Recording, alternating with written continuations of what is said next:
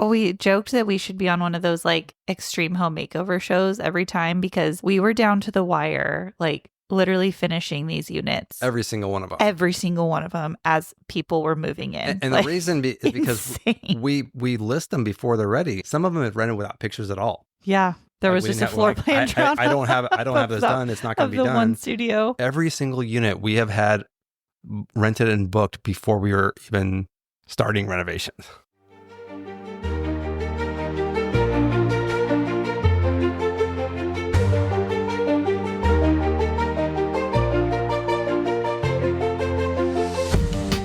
Welcome back to The Broke Billionaires, where we document our daily struggles in building wealth while raising a young family.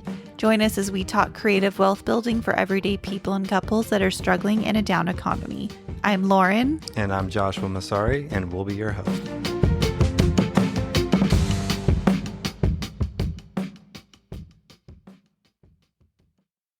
Happy New Year. Happy New Year. We made it. We did. Have you had to write 2025 on anything? Yep, and I screw it up every time. Did you? This is the first year I haven't screwed it up. I feel like I normally am always writing the previous year, but I think I was so excited to get to here to 2025 that I have not screwed it up yet. Well, we did actually make it, so we did. That's a good thing. We didn't. Cheers to us. Yeah, we didn't file BK. We didn't lose any houses as of yet, so we made it. Hanging on by a thread still, but hanging on by a thread. Yes, but there was some encouraging things at the turn of the year. I feel like, the printing business had a busy holiday season, which hasn't happened in a few years. Yeah, that's kind of unusual. That was, it used to be normal, but the last couple of years have been pretty quiet. And then this year was pretty crazy. So that's good. That's encouraging. Companies are starting to spend more money and things are, they're hiring people again. So companies are beefing up, in anticipation of the economy getting better and things picking up business wise. So that's encouraging. But yeah, so that's good. That's good. Yeah. We also had a few rental properties get filled over the holidays. So that was good. Yeah, those were sitting for a while. We had a property in South Carolina that finished up a few months ago. Going into the winter there, it's hard to fill properties, but ended up finding someone in one of those to come in. And so that was encouraging. We had the Costa Mesa property that is also hard to fill in December with what we do with our business model.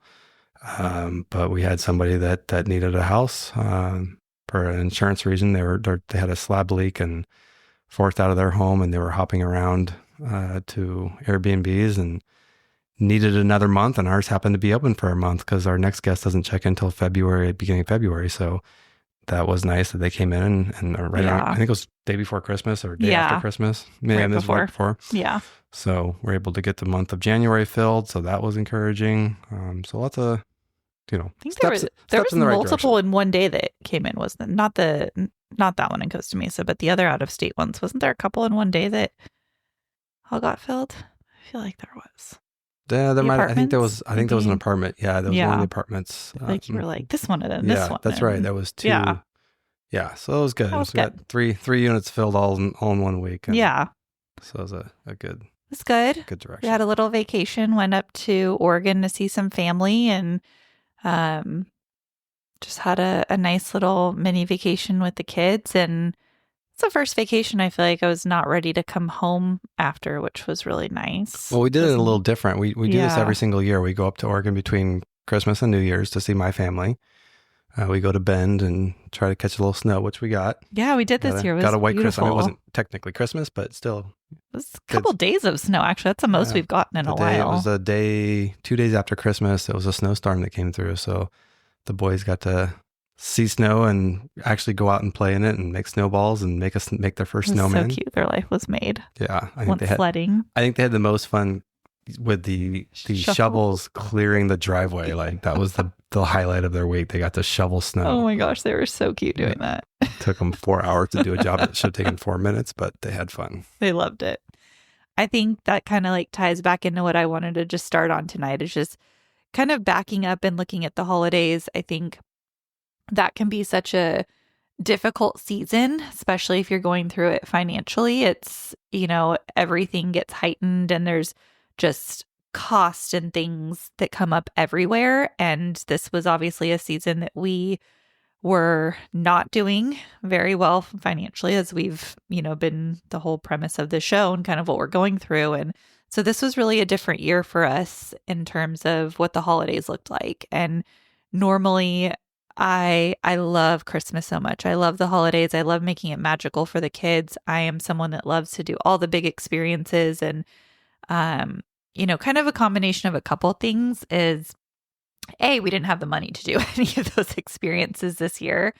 But B, last year, 2023, we did do a handful of those experiences, and they were maybe had a couple fun moments, but at the end of the day, like, they were more work and more struggle, and the kids were cranky or they got sick and we missed things, and they weren't as enjoyable as we had thought. And so really, I mean, I kind of handled scheduling a lot of this stuff we do, but going into this holiday season, I really had the mindset of it's okay that we're not doing all of this, and we're actually not setting that expectation for our kids that we're going to have this like massive Christmas to-do list and things that need to happen. But we took a much simpler approach and just sat down with them and wrote out like their Christmas wish list of like the holiday things they wanted to do, which was like go walk Balboa Island and go see the big Christmas tree all lit up at Fashion Island and see Santa.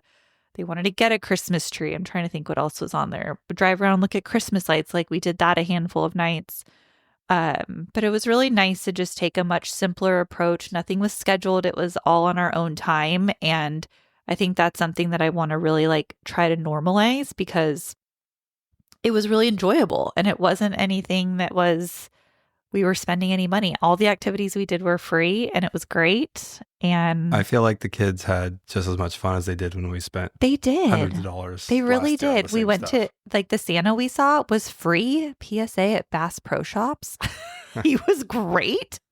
That was a good Santa It was too. a good Santa, and the whole And area. they took free pictures. They Like, took free we photos. didn't have to pay $50 for photos. Like, No, they had a coloring last year. area. It was really, really great. I found out of that from one of my mom friends, and I'm so grateful because those can get so expensive, and it was such a great and the line experience. was way shorter than Oh the my paid gosh, one it we was did the so year much before. shorter. Yeah. We always do a paid one. And Yeah. it's like last year, the one on the train And it was ride, outside. it was and like it was freezing. 2 or 3 hours to get to him. It was he took, long. He took a lunch break as we were in line.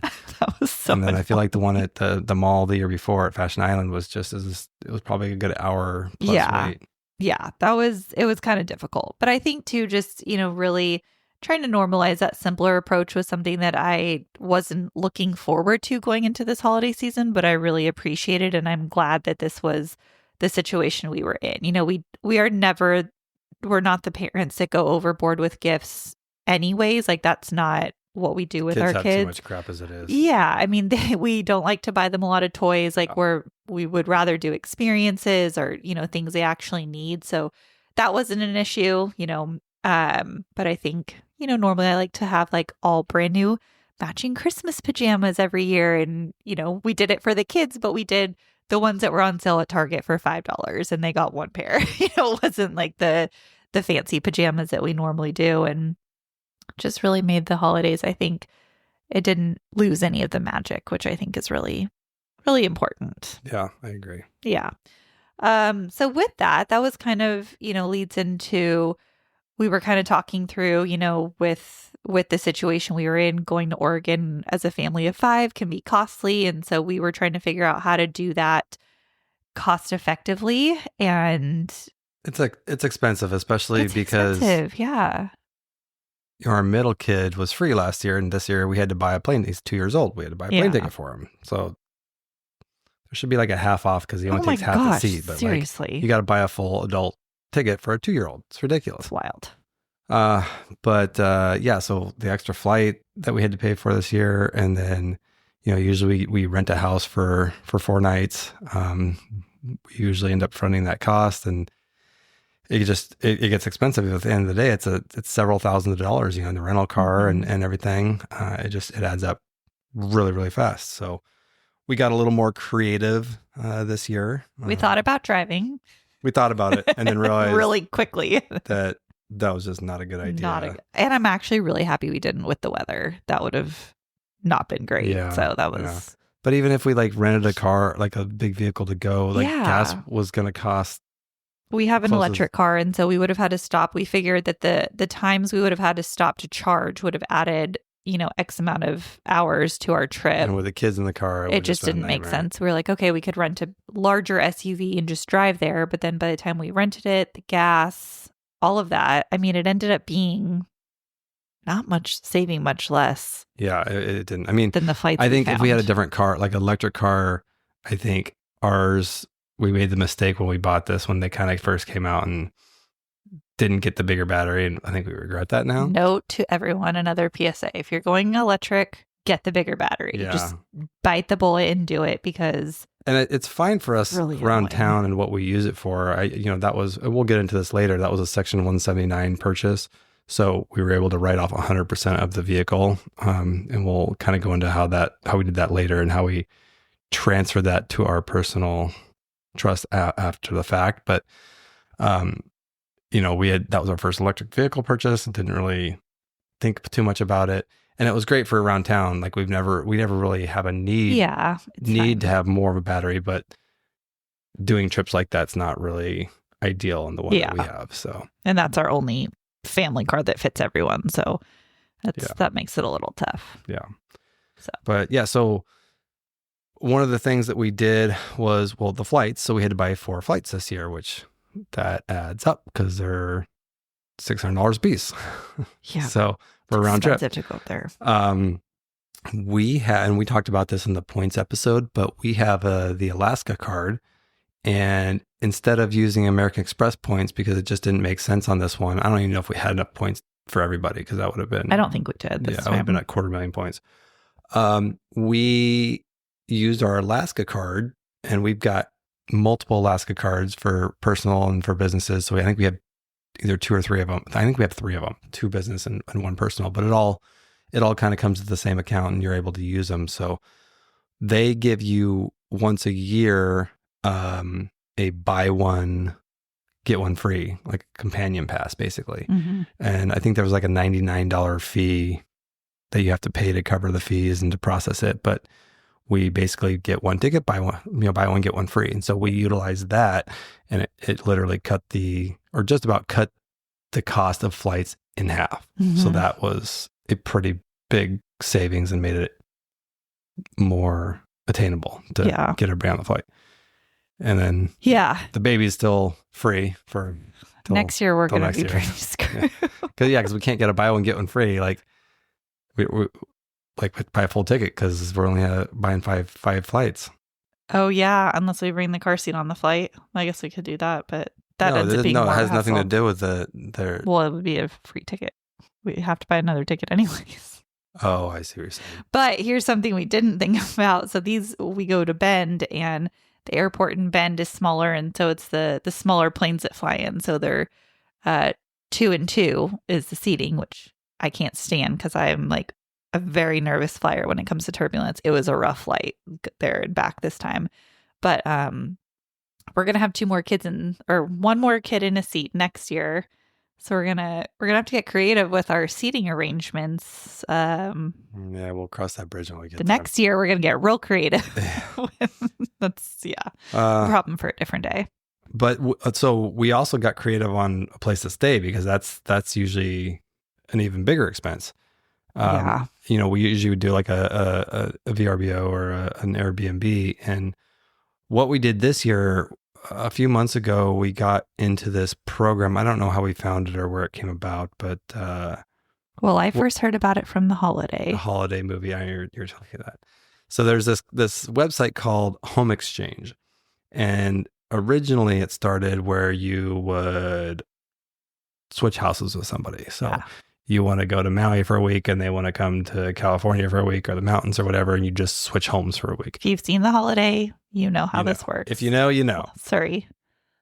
So it's kind of evolved a little more, and now they've got what's called guest point exchanges.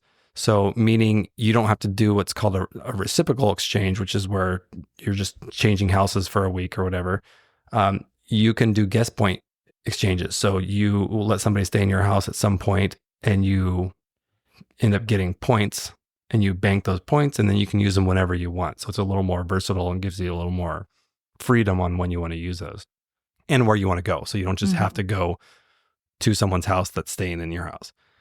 So we got into this program and we decided to give it a try. This is our first time trying this. And we ended up finding a house in Bend. It was actually on the west side of Bend in the area we like. It was actually really close to the area that we really like. So it was a really nice neighborhood, a nice house. And the owners, they ended up going to Sun River for a week. I don't know if they had a second home there or maybe they were using guest points. I don't know. But they left we were there for 6 nights. And this is their primary residence too. So we were a little nervous actually going into it with it being a primary. Yeah. So we hadn't done this yet. And it was kind of, we've always done an Airbnb where it was just, a vacation home. But this is a little different situation because it is somebody's home. So their stuff is still there. And I feel like they did a really good job of cleaning it up in terms of like putting things away. And it wasn't like a lot of stuff left out, like personal stuff, Yeah, they did a good job of it. I feel like it was very comfortable. Obviously you start going through the cupboards and through the drawers and stuff and their stuff's there, but I feel like it was a better experience than I expected. Definitely. I thought it was going to be a little more weird to be honest, I did too. It like, was just like, hey, nobody touch anything. Yeah. Like I thought it was going to be really weird, but it really wasn't. We felt comfortable. They opened their home up. They were very gracious and they made us feel very comfortable too. I think so they were great. I don't know if all hosts are like that, or if all experiences are that way, but it was a really good experience. And so we got this house that probably for 6 nights would have cost us, $400 a night, maybe. Easily. Yeah. If not more. Yeah. I mean, it probably would have been $2,000, $2,500 total with taxes and everything out the door. And we literally paid $0 for it. So, we had some guest points because when we signed up, you got guest points, and we actually ended up paying a fee to get into the higher tier program or whatever. I can't remember what it's called, but you're a paying member. It was like $500 for the year, and you get a bunch of extra points, and then your home gets listed in the collection, and you have access to collection. So it's more like luxury property. So you have more access to higher end properties. And there's some amazing properties that we found. There was that castle in Ireland. Yeah, I mean, this is international some too. So. Insane ones in like Lake Como. There was some really cool properties that we started to look at that are now kind of giving us a new way of looking at potentially traveling and and so the way we do it, we actually don't open up our home. We don't have our primary residence opened up for this. One, it's under construction, so that's not ideal. We also have might be a little disappointed when they show up. But we have our rental property that we do, and we're going to get into this today, is midterm rentals. And so it's not a short-term rental property, but people rent it for 30 days or more. But we have times where we'll end up with a gap that we're not able to fill because it's less than 30 days. So, at the end of this month, for example, we have 6 nights that are available, and we just posted that as available for a guest point exchange. And so anybody that wants to visit our area can come and pay with these guest points and stay in this property for 6 nights and not have to pay. They pay us with guest points. We take those guest points, turn around, and we'll go use it for our vacations. So we're utilizing this website to fill those vacancies that we would normally not be getting rent or anything, and getting some benefit out of those vacant days.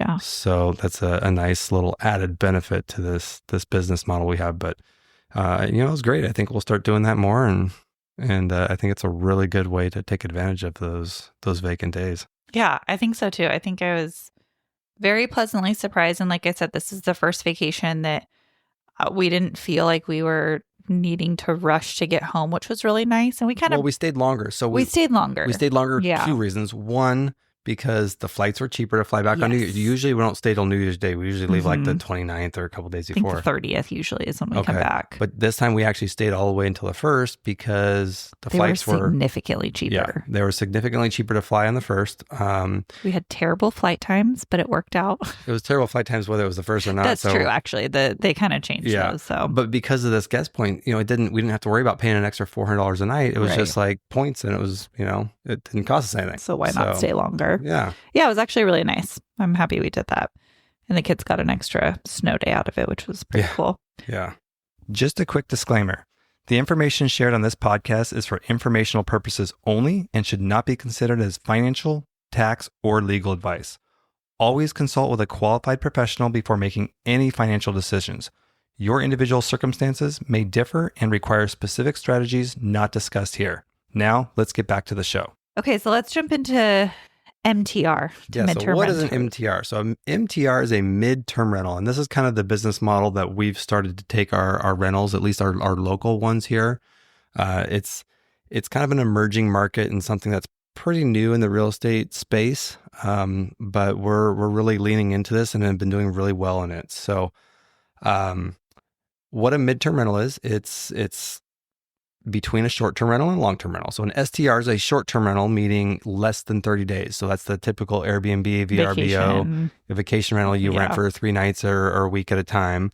And that's going to be, your typical, like you got the taxes you got to pay and it's a higher rate. And then your long-term rent, which is what we've traditionally done, which is a 12-month lease typically, unfurnished and just, your normal house that you would rent. So this new space with MTR, midterm rentals, it's kind of a growing market, and there's a much bigger need than I think we had any idea or realized.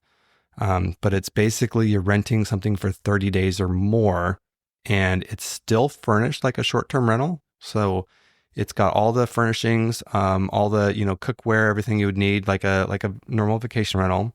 All the utilities are included, so the owner pays for all the utilities.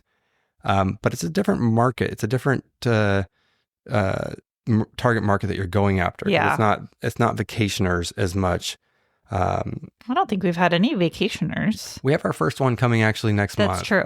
So it's a family from Canada, and they come to California for a couple months. They work from home. They come to Canada for a couple months in the winter. I mean, I'm sorry, come from Canada for a couple months. It's late. We do these late because that's the only time we can do this. But they just come to California. Why not? Because get away from the cold, go to nice weather. You're able to do that. Why not? So, we've had a couple insurance.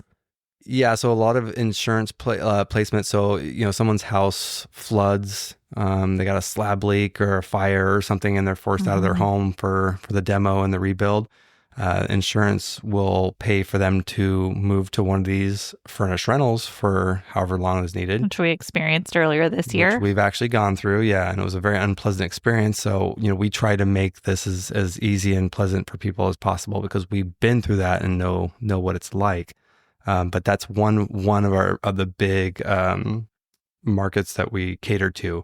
And for insurance companies, so with the rents that we collect, it's not as high as a short-term rental, but it's higher than a long-term rental because it's furnished. It's a short-term, you can get it for 30 days, 60 days, and all the utilities are included. So we do have some expenses in that, but we're not getting there's no vacant days. So the short-term rental, you've got vacant days. If you've got 22 days out of a month rented, that's considered like pretty full occupancy. That's as full as you're going to get. Whereas we get 30 days. So even though we're not getting as high a rents, we're kind of making up for it on the days that are booked. So we have no vacancies. So that's kind of nice. And our turnovers are far less than a short-term rental where you're turning over every week or every 3 to 4 nights or whatever. We turn over every 2 to 3 months. And so it's a lot easier in terms of the actual operation and work that you have to do. Yeah. We've had a lot of people that are renovating their homes. We've had a lot of, so that's for like our property we've kind of talked about is broken into 4 different units. And so we have like a main house, and then 2 studios and a little guest cottage.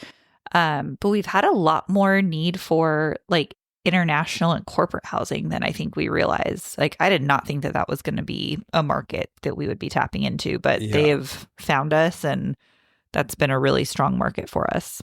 Yeah. So I first heard about midterm rentals probably 5 or 6 years ago, maybe 4 or 5 years ago, from a buddy of mine that started doing this in Scottsdale. And I didn't know there was a market for this. And he had bought a house to do these midterm rentals. And I think they catered more to, this is in Arizona where there's a lot of snowbirds. When I lived out there, like snowbirds is a big thing. So a lot of people I from was thinking you were going to say athletes. no, well, there's also a lot of Yeah. athletes that train there in the off season. Yeah. But there's a lot of snowbirds that come from like Minnesota, mostly elderly people that come from Minnesota, Wisconsin, the northern part, The really cold the state. cold states, and Yeah. they call them snowbirds because they just want to get away from the snow. They fly away from the snow and they go to Arizona. There's a lot of them. Yeah. Like, the wintertime, Arizona's population is a lot higher than it is the rest of the year. But that's what he was kind of catering to, and there was other things too. But that was my first, first time I'd heard of this. And I was like, I didn't know you could do that. Like I had no idea. Fast forward a few years, when we were living in that last house, we had this guest house in the back that we were renting out, and we were getting decent money on it, but it wasn't anything to write home about. It helped the mortgage a little bit, and it was a very average rent. And it wasn't like it was a guest house, but it wasn't fully completed. There was no kitchen in it. There was no. It was a studio It was a studio, but it didn't have. Yeah. It didn't have a kitchen sink set up. It was just I think the first couple of people we had in there just had like a microwave, and I think they did like their own makeshift. I think the last girl that we had, I think she made a little makeshift. Little kitchen, like she had the hot plate in the oven. Oh yeah. And that was when we're like, okay. And then we had somebody else move in there that did. My cousin was in there first, and she actually started. She had the hot plate, didn't she? Or she just had she had like an Instapot. Yeah. So as we kind of like every time someone would move out, we would re-rent it. We kind of and this was not midterm or fully furnished. They were furnishing it themselves at this point. Yeah.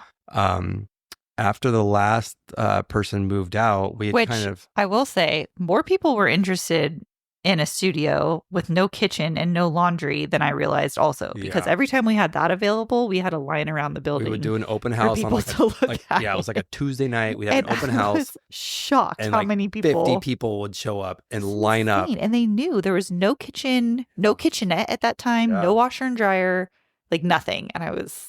It was crazy. Yeah, people would show up and it was wild. like literally this line down around the garage and out to the front. And they it was would just get food delivered.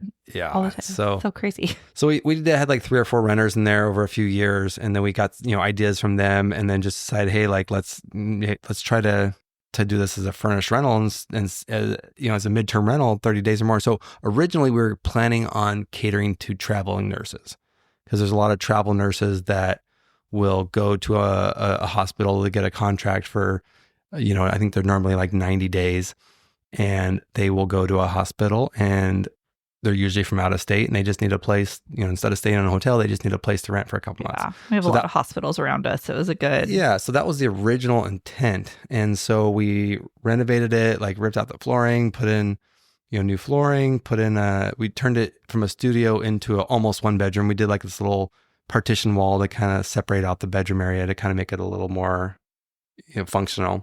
I have to say, every time Josh has one of these ideas too, I'm like, that's not going to work. That's going to be so weird. You're crazy. And I find myself eating my words every single time because it ends up working out great. Oh, I love hearing that. Just basking. You don't hear it often. So enjoy it. Renovated it, made it look, nice and modern. And the tile, oh gosh, the tile in the bathroom was like this 1979. So ugly. Had like flowers, and it was like white with like green trim and little roses.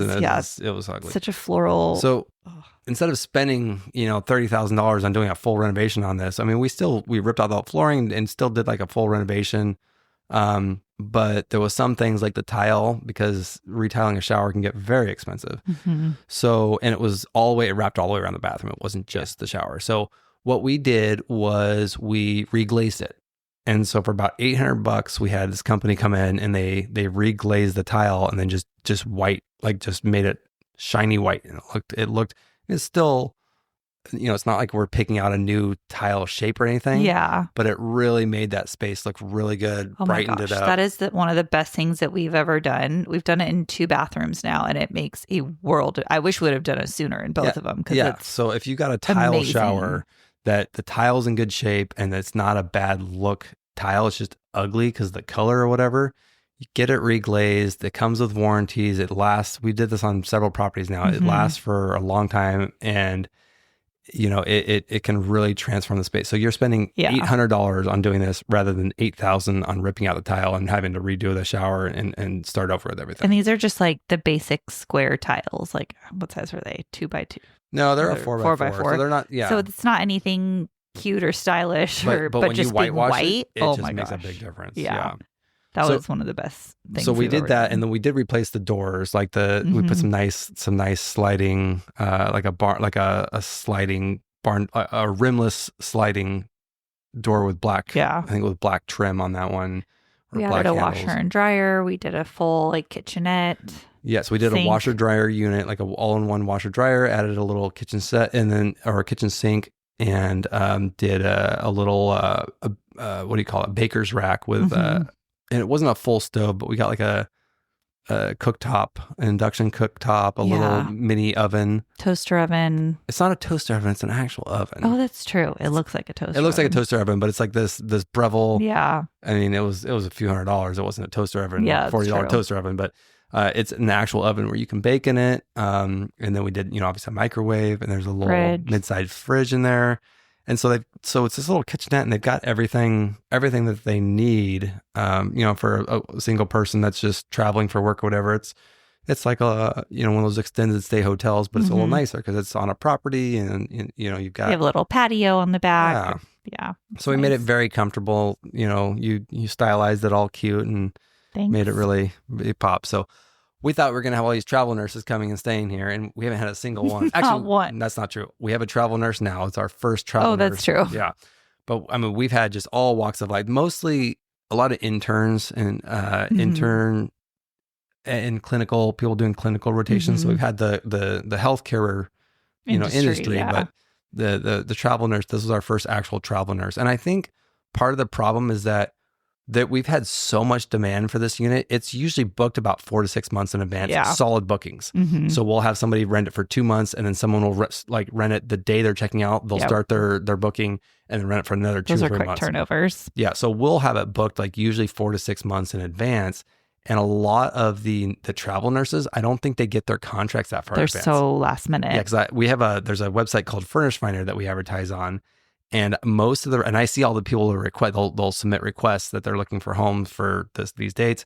Most of those requests come like 2 to 4 weeks before they need to move in, and like we never have availability only 4 weeks out. So I think that's why we don't really get much of the travel nurses, is because we fill it so quickly with other needs. And people that are traveling for work or international or whatever, or a clinical rotation internship, they know further in advance that they're going to need it. And so they're planning ahead.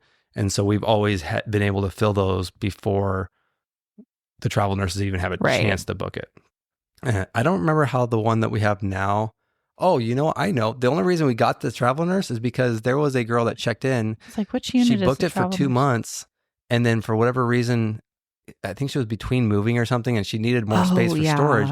So she canceled the second month, and all of a sudden this month opened up. And it was only 4 weeks out. And then we got a travel nurse that came in, and she's actually kept extending, and she's been there for like four months now. I think she's actually got it booked, and she keeps extending it. And I think we're through March. So it'll be like 5 or 6 months that she's staying there. Yeah. So that's the first travel nurse that's actually, we've been able to book because of that opening that opened up. And then she just keeps extending it because her contract got extended. So she extends the stay, and it's worked out really well. She loves the place, and, she's been a great guest. So, it's worked out really well. Hey guys, if you're finding value or just want to follow along on our journey, make sure to hit that like button and subscribe. That would help us tremendously.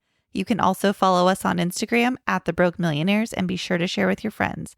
Now let's get back to the show. We did that, and we were able to separate out the original master because it had an exterior entrance, and so it already had a full bathroom and everything. And so we did the same thing in that, just added a little Made that a kitchenette. studio. It's a very small one. It's like a hotel room. It is. It's That's like really tiny. a couple 100 square feet. But that one's always booked. It's booked 6 months in advance. Yeah, Same thing. it's crazy. Yeah. And then we did another one above the garage. We converted, there was a big bonus space above the garage with a bathroom, and we bumped out the bathroom and added a shower and did the same thing and converted that. And that's booked out 6 months. It's just, it's been a lot. And then, so we have the main house. That's 3 bedrooms, 2 baths, and it's 2,200 square feet. And so now we still rent that out as a separate unit, but that's when we get like the insurance placements and, we've had some athletes stay in there, some Olympians that were Yeah, that was our first guest. That was kind of fun. they were training for the Olympics from the volleyball team, and they were training in Orange County, and so they came. It was like a 4-month stay until they went to Paris. We've had transitional living families, so families that are transitioning for work from one place to another, and they come to Orange County. They need somewhere to live with their family, and maybe want to like check out the area a little bit before they they don't know where they want to live yet because they don't know the area. Make a long-term commitment. Yeah. So that it's they just need somewhere that's got the furnishings because their stuff's packed up, and they just need to be able to move in right away. And so we've had people come for a couple months and do that, and that's worked out really well. But yeah, so this midterm rental that we've stumbled up, really what got us into it originally was because the city we live in, and a lot of cities they're doing is are banning short-term rentals. So we have to rent it for 30 days or more because of the local legislation. So that was kind of because we had talked about doing short-term, but... I was going to say, does that affect home exchange at all? Well, we're not renting it though. Oh, that's true. Yeah. Oh yeah. Okay. So we have, we kind of like we're forced into it because of the area that we're in, but I think we like it better than doing the short term. Oh, I for sure do. It's still a lot of work getting them set up. You still got to furnish them, and you got to get everything all figured out. Let's just take a pause for a minute to talk about the setting of them up, because we joked that we should be on one of those like extreme home makeover shows every time, because we were down to the wire, like literally finishing these units. Every single one of them as people were moving in. And the reason is because we list them before they're ready, and just to try to get like, hey, can we rent this? Let's see if we can even get it rented. And so we'll take like we'll have like a couple things done and try to take pictures. Some of them have rented without pictures at all. Yeah. There was just a floor plan drawn. I don't have this done. It's not going to be done. One studio. And every single unit we have had rented and booked before we were even starting renovations. And I'm talking like literally down to the minute. We are sweating. We are like running around doing last minute things. Like it is wild. I think 2 of them, as people were coming up, like the first one in the guest house. The athletes? No, the girl, she was from Canada. Oh my gosh. Her taxi was dropping her off. Her flight got in early or something. She's coming up the driveway as I'm like wheeling out the last of my tools, like so that she could check in. And I was like sweating and like. Yeah. That one was really insane. That one was crazy. The main house. Was pretty crazy. We were living in there, so we were trying to finish renovations and moving out at the same time, and didn't make it. No. I mean, we made it out of the house, but we were in the garage. I took everything and just threw all of our stuff that hadn't moved out into the garage, and they showed up. I'm like, hey, we're moving out. We haven't quite moved out because we were trying to finish renovations. I mean, they were totally cool. And they're like, oh my gosh, they were awesome. Yeah. But I mean, I came back later that night. I had to do like 2 or 3 more loads to get everything out of there. The next day too. Yeah, they were so great. Yeah, it worked out. It worked out really well. Sorry, I didn't mean to interrupt you, but I just remember that was like always down to the wire. It's on always, those and... always down. And if you follow our Instagram we have an Instagram for Rebuilding the Dream as our real estate company, and we usually post about these last minute. Do like a countdown. Yeah. It's always down the wire. I mean, we'll be like, 48 hours till check in, and this unit is just completely, wires hanging out, disaster. like exposed wall, like just and it's not no furniture yet, and then I'm there till 3 a.m. for it's 2 a lot of late nights and putting stuff together and. Because we don't like to do things the easy way. So we got to just keep doing them the hard way. Didn't I tell you I chose 2 words for this year, and one of them's easy?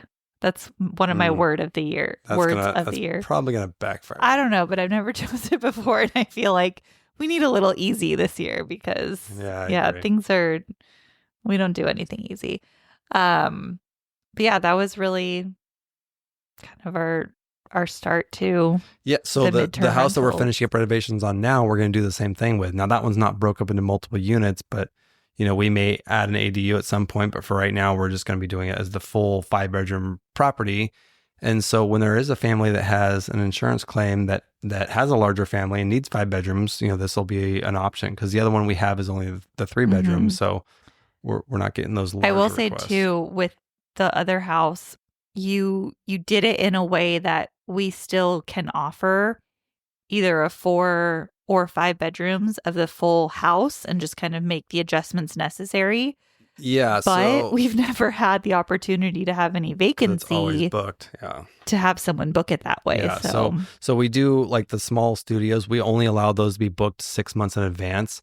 And the reason is so that we can have the entire house available, because those rooms that are attached, all we do is we just unlock those doors. And there's 2 doors. So, I mean, communicating door means you have a door jamb, and there's a door on the front and the back. So you got 2 doors, and we put soundproof insulation in between so that the sound is contained in each unit. But all we need to do is unlock those doors, and now that's another bedroom. And then the kitchenettes we have are really temporary, so we can easily just unplug it and move those out and just make it into a regular bedroom if they wanted. So we have these listings, as the 3-bedroom, but you can also rent it as a 4-bedroom or 5-bedroom. But because the studios aren't able to be rented out more than 6 months, beyond that 6 months, somebody could rent that as the entire property if they wanted to. right. But we've always filled the other ones, and it's pushed 6 months out, and people don't usually plan that far in advance, so we've just never had to deal with that. Yeah, we haven't. So so this other property finishing up, we'll be doing the midterm rental, getting it furnished, same setup. So that'll be another property, and then we have a long-term rental property around the corner from here. That's a 4-bedroom house, and we've been renting that out probably 7 years now, I think, as 8. just a regular long-term rental. Maybe 9, actually. It's 2016. When we got engaged. How long was that? Oh, I don't know. I can't do Yeah, this. it's 2025. We're going to be married 8 years Yeah, this you're year. right. So it'll be 5 years this summer. Jeez. Yeah. Or 9 years. So anyway, I think the tenant's going to move out this summer, and we're going to do the same thing with that. We're going to furnish it and have it as a midterm rental. But we're also going to look into, and this is another real estate play that I think is a really good play right now, especially in California, in a lot of these West Coast cities. We're going to look at adding ADUs, and I think we can probably get at least 2. I think we can add an ADU above the garage, and then we can do one in the backyard. Mm-hmm. And because it's like a separate space to where I think would work really There's a well. separate entrance. Yeah. So I think we're going to be able to add 2 ADUs. So we got to look at permitting and see if that's something that we can do. But California has a lot of funding right now for a lot of incentives. A lot of incentives because the housing shortage. So I think we should really look into taking advantage of this. And then we can do those as midterm rentals as well, like the one that we have now, and just really turn this into a cash cow. Because when you're renting out the studios versus just renting out a large property, you're going to get a lot more because you can charge higher rates on those because of the demand. So you add up the rents on everything, and it ends up being a much larger rent. So, for example, the property we were talking about before, if we were to rent that entire property, the 2,800 square feet and the guest house, just as a regular long-term rent property, we might get maybe $7,000 for it at the most. I don't think maybe $7,500 with the guest house. Yeah, I don't think we'd be able to get much more than that on a monthly rent. Yeah, I'm thinking maybe 75, but because of the way it's set up, we're getting about $13,000 in rent on this because of the separate units. So we're able to, and in the midterm, being furnished and providing utilities and everything. So we're getting higher rents there. But even with all of that, we rent it all out at once, we wouldn't be getting $13,000. So we're able to get that number because we split up and have the multiple units. Right. And there's still costs, like we said, like utilities we still cover. And it's a big house, so AC in the summer. And they're running it like a hotel, so they're running it all the time. There's a lot of upfront cost in getting everything set up. The only thing we do charge back for is we also put EV chargers, Tesla chargers in all of our properties as well, because we know that, like we said, like we went through this earlier this year where we were displaced because of a flood in our house, and we couldn't find a single property that had a charger. We were where we wanted to be, like where we want to move back to eventually, in a great neighborhood, but no chargers. And it was extremely difficult, especially having multiple electric cars. So we like to make that convenient for everyone and then when too. People are searching for homes, and if they do have that requirement, it just makes you pop up that much higher on the list, or you don't get filtered out. And it's very rare to find. So so we do charge extra for that, but we put that in all of our properties. Mm-hmm. Yeah, definitely. All right, so right now we've been doing this for a couple of years, but we're just starting to do it with the larger properties, and we are in the process of building out our network. So we do these on Airbnb and VRBO, Furnish Finder, and some other platforms that we use. But what we're really focusing on is building out the placement provider network. And what that means is when insurance companies have a claim and they need to place a family somewhere, they don't do this themselves. They typically use a placement provider company, which is an in-between go-to company that the insurance companies are contracted with, and they will work with operators like us, or they'll start scouring the internet trying to find these furnished homes. Or you can be like me and not like how they work and just take it upon yourself and find your own place. Like the people we have now, like they did that. They reached out directly on Airbnb. Yeah, they so did. some insurance companies will let the homeowners find their own place and they'll just reimburse them. Mm-hmm. But some people may not be able to do that and get reimbursed. So these placement providers kind of take care of all that. But we're really building out that network so that we can capture a lot of those and be kind of a go-to source in the area for these placement providers when there are insurance claims. And there's a lot of them. I mean, I've already had, I think, two people just randomly reach out to me this week saying, hey, I've got a family of 4, needs something in Costa Mesa, this many bedrooms, yada, yada, yada. Do you have availability? Again, I didn't think this was going to be as big of a need as it has turned out to be with the number of contacts we've had inquiring about. Yeah. So there's definitely a big need for it. And so one of the things that we're doing is we're just, again, building out this network and just trying to get as many leads as we can and converting our properties to this business model and looking to get more properties as we go along, but just building out that network to get those leads so that we've got the supply of leads to make sure that we're always going to be able to fill these properties. Yeah. So one of the things we get like people asking about questions about this, or people that are maybe afraid to do this. Some of the big concerns, the first thing people always say is like, aren't you afraid of squatters? Always. With a rental, with anything, that's the first question we get. Yeah, with long-term rentals or mid-term rentals, that's people are always like, what about squatters? And the reason it comes into play more with mid-term versus short-term is because in California, at least, and a lot of states are like this, if you live in a house or if you are sleeping under a roof for 30 consecutive days, you establish what's known as tenants' rights. And at that point, when you have tenants' rights, it's like you have the state backing you up, basically. Certain states favor tenants more than others. Yeah, that's true. Yeah. So you always hear like horror stories, like, especially in California, like there's this a tenant lot. wasn't paying, they don't want to move out, and it took them a year to get them out, yada, yada.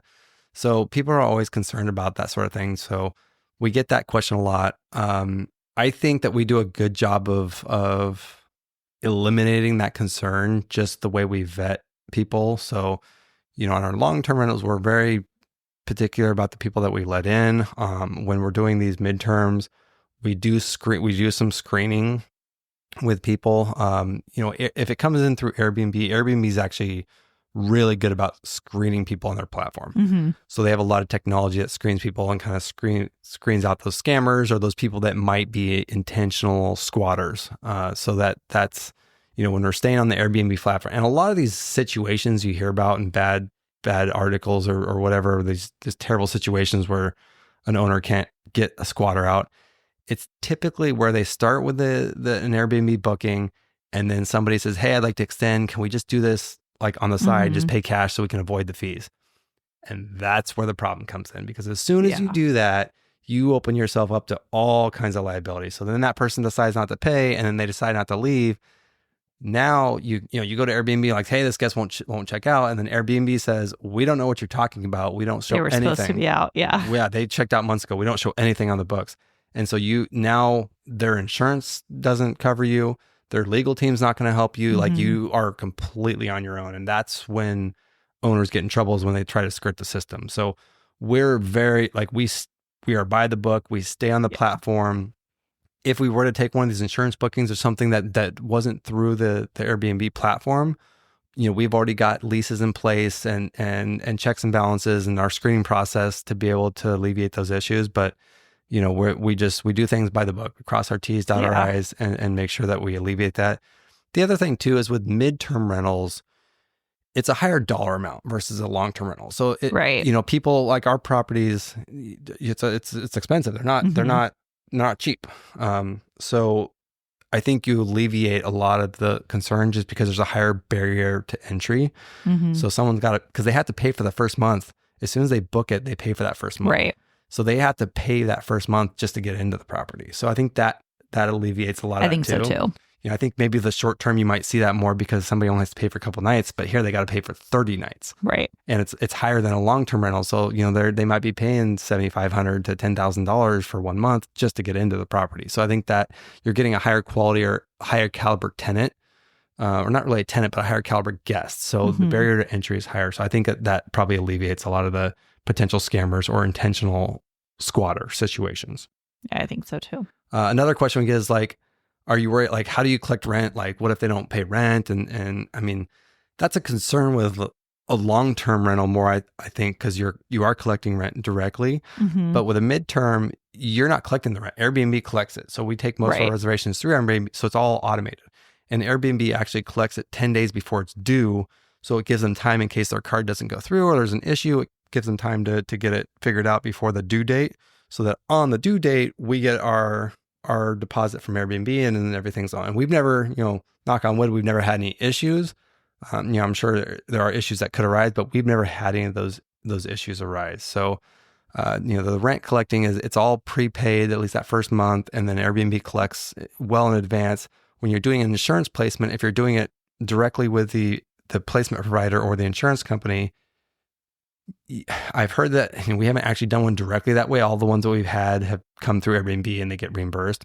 But, I know insurance companies can be kind of slow sometimes. So it might take a little longer to get reimbursed, but you're getting it from the insurance company. So you're not chasing. It's just waiting for them to process it. So at least you're getting your money, but you may have to be a little patient and wait another week or so. But at least that money is coming in. So that's not a concern. And then the other question we always get is damages. People always say, are they going to ruin your house? I'm like, well, yeah, that's a concern. Whether you're doing a long-term, short-term, midterm, it doesn't matter. We've had animals ruin our houses. We've not ruined, but like things that need to be replaced. Grass needs to be replaced. Yeah. But that's just part of it. That's just part of it. So, in terms of damages like furniture, because you do have furniture that you're paying for. So there is a little more expense that you're putting into the house and a little more property that you do have to worry about. But Airbnb does have coverage. So all bookings get the Airbnb, it's called Air Cover, and it does cover those damages. Typically guests, especially with this higher caliber guests that we're getting, if they damage something, they're going to pay for it. But if they don't, and you can't collect from them, Airbnb steps in, and if they can't get them to cooperate, then they will actually just cover the loss, like up to $25,000. So we don't have any couches that are worth over that. So I think we didn't leave the cloud there. So yeah. So we've got that to cover us. You can actually collect a deposit. We don't do this because of, at least when we're doing it through Airbnb, we don't collect a deposit because we do have the insurance from Airbnb and the backing from Airbnb directly. But you can actually collect a deposit above and beyond that. Now, if we do an insurance booking, we will collect a deposit because we don't have that extra insurance. So we'll definitely get a deposit in those scenarios. But we really haven't had any issues. It's all been pretty minor stuff, and people are always willing to pay for stuff. And we also allow pets. So pets is a big thing because most of these families have pets.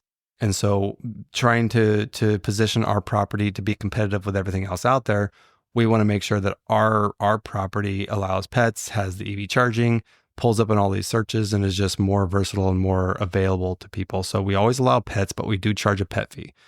We charge $7 per day.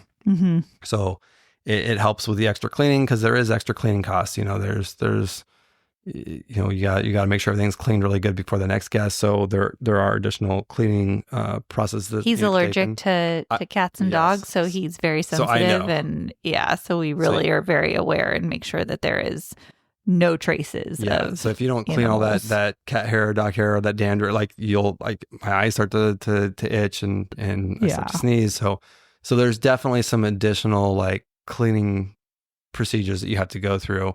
And the grass, if the tenants don't pick up after the grass, then we got to replace the grass or get it to come back. There's expenses in that. So that just helps cover cover that sort of thing. Yeah. So Oh, I do also want to say, if this is your first episode, no, we did not buy the cloud couch from Restoration Hardware full price. You need to go back to our episode. What is it? Episode 5, maybe, where we're talking about the finer, using your points to purchase the finer things in life. I forget exactly what it's titled, but we have a really good hack of how we bought that. it is episode 5, by the way. Is it? Okay. Good Episode 5, how we bought this $18,000 couch. What did we save? Ended up being like $3. What did $3. Well, we didn't pay anything for it, but No, I think we ended up, it was like $1, like $1 to $3. I think we ended up having to pay out of our own pocket. oh, we at the didn't end of have the enough day. at the end of the day to Yeah. cover the. Oh, Yeah. One of the gift cards was short. I think Go back and listen to that episode. That's a great story of how we got that couch. Just needed to put Yeah. that little disclaimer Little in side. there that we're not buying $18,000 couches for our property. Yeah, we're still frugal. Yes, Regardless of how much money we very, make, we'll always be very frugal. Okay, so so this midterm rental, this is what we're really, pushing into, looking to scale up. And so what we've actually started doing, because it's so hard to buy properties where we're at, we can't just buy 20 properties because that's really hard to do here. And you need a lot of, it's too hard to scale here that quickly. So what we've done is Airbnb recently started this co-hosting platform. So because we've got good reviews and we're a really good host and we're a super host and everything, we're looked up to in the community. And we got invited to this co-hosting platform, which allows us to co-host with somebody else. So somebody else can, if they're wanting to list their property on Airbnb, we can come and help them get it set up and make suggestions, show us our business models, and we can actually manage it for them in terms of marketing and doing the bookings and really kind of do everything for them. And we just charge a fee. We charge a 12% fee to do everything, start to finish, and we will manage the entire property.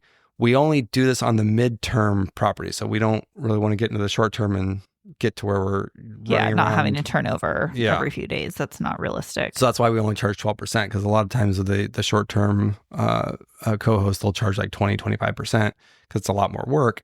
But we've been talking to, we've got several applications and several people we're talking to on bringing these properties online.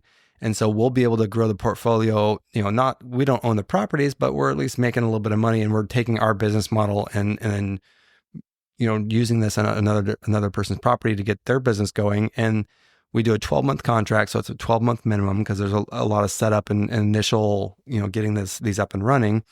And then 12 months just ensures that we're going to be able to get paid for our work. But then after 12 months, we show them everything that needs to be done, everything that we've, incorporated into our business. And at that point, they can run it themselves, or if they just want to be completely hands off, they can just continue having us manage it moving forward. So we're taking on these properties and getting all these applicants, we're talking to. Now, a lot of these people coming in are not necessarily looking for midterm. Some are, some aren't. We've had several people that bought houses to do short-term rentals.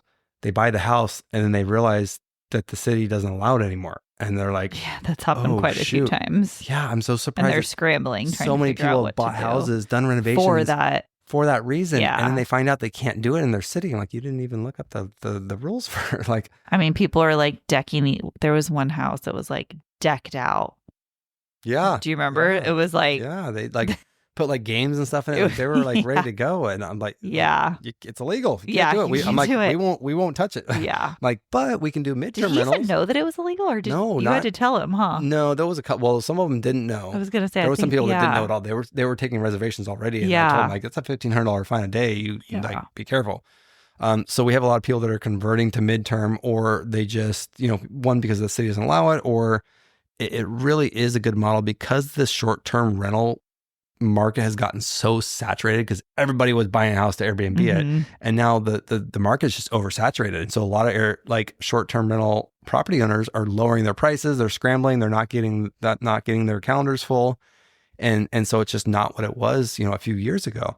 So the midterm is just a little bit more service oriented. It's a different market, so it's a little bit of a different niche that we've carved out. And so we're converting a lot of these people and showing the advantages of that and benefits of it and how we've been successful at it. So we'll be scaling up. So if anybody out there, in the local market is looking to do something like that, feel free to reach out to us and we can kind of go over the program with you. If you're not in our market and you want to get into this and don't feel comfortable doing it yourself, you just go through the Airbnb co-host platform. When you start a new listing, I think it automatically pops up now and says, hey, here's an option. You can get a co-host, and you can talk to somebody in your market that's an experienced host, and they can come in and help you. Now, everybody's program is going to be different, and fees that they charge, and I don't know who does midterm versus short term, because you kind of have to talk to people because it's different everywhere. But you can get that help from anywhere, so that way you're not alone in that. Right. So I guess the last thing, let's talk about what we do with our vacant days. So because we do the 30-day rentals and we have to, there are times where we'll have, like, for example, this month, the guests check out, I think, on the 25th, and our next guest doesn't check in until the 2nd of the following month. So we've got like 6 or 7 nights vacancy. So what do we do with that? Would you just lose the money? Well, we already kind of talked about it before home exchange. So so that's where we decided to start.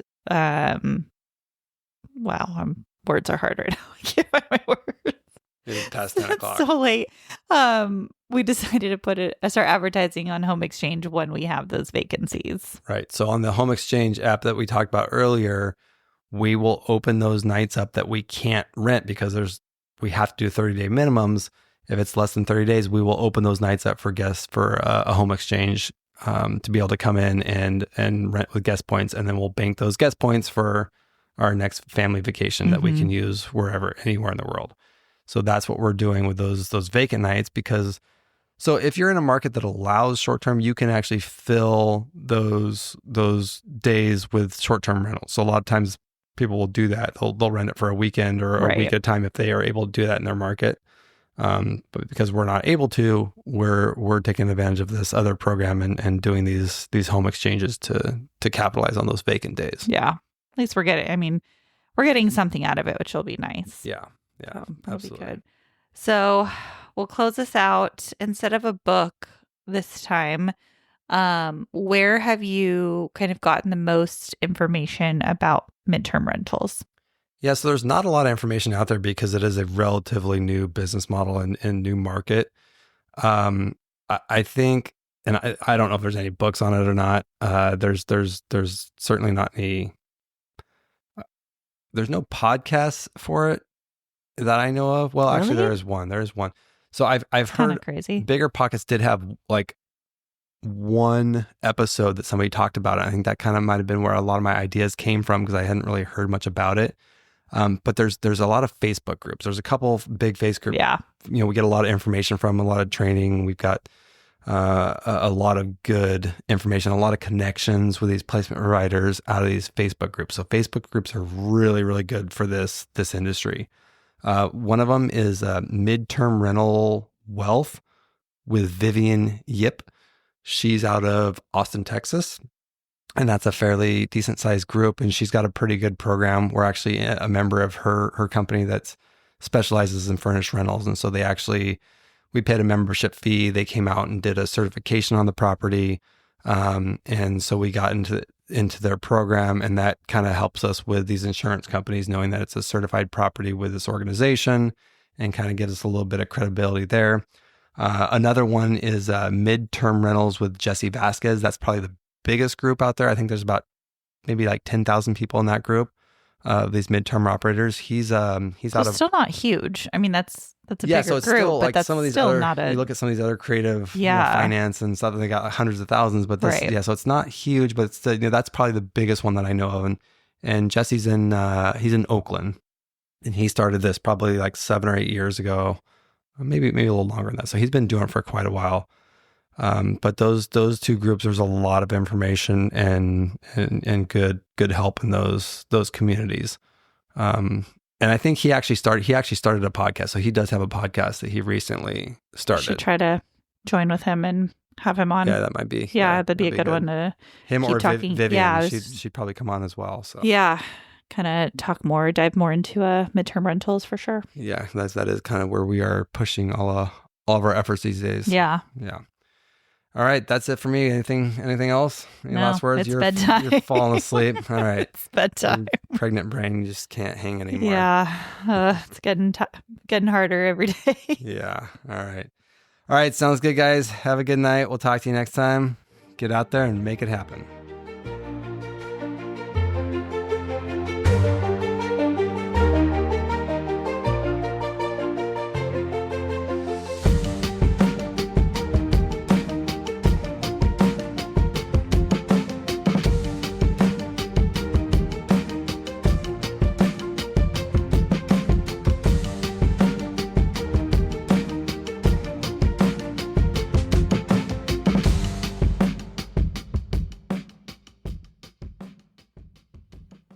Thanks for listening. This has been a production of Rebuilding the Dream Studios.